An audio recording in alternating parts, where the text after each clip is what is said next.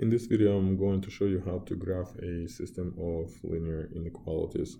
To graph it, we're going to graph each inequality separately, and to graph each one, we have to write it in slope-intercept form. So each inequality will rewrite in slope-intercept form and then graph.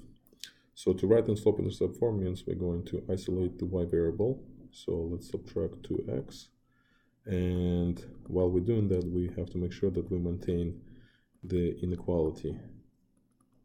So when we divide by a negative number or multiply by a negative number, we have to make sure we flip the inequality. So the first inequality is y less than or equal to 2x minus 1, and to graph it, we're going to graph the corresponding line first.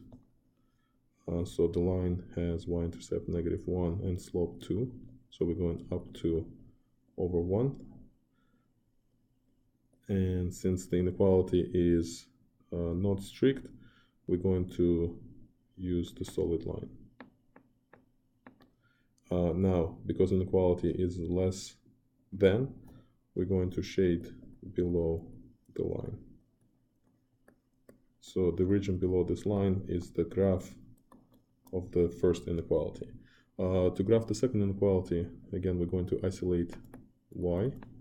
So we're going to subtract 3x, and then we're going to divide everything by 2.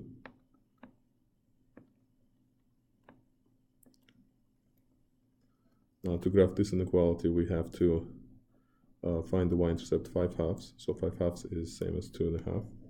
So this is 5/2, and we're going to use the slope to find the next point. So the slope is -3/2. So we're going down 3 from 2.5 over 2. Down 3 over 2. And we just maintain this pattern to the right and to the left. So we can go left 2, up 3.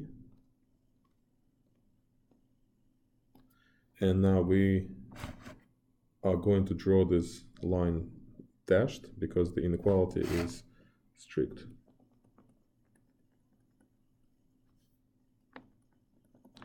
And to graph the inequality, we're going to shade above because inequality is greater. So we're going to shade above.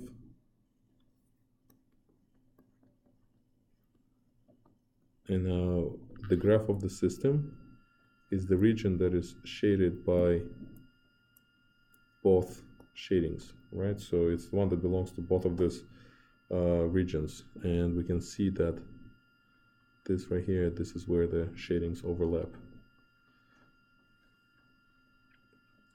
So the line, this line number 2, the dash one, is not part of the solution. However, the line number 1 is part of the solution. Also, the point of intersection, which we clearly see is 1, 1, is not part of the solution.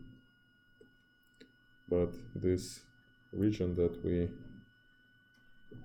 overly shaded is the graph of the given system of inequalities.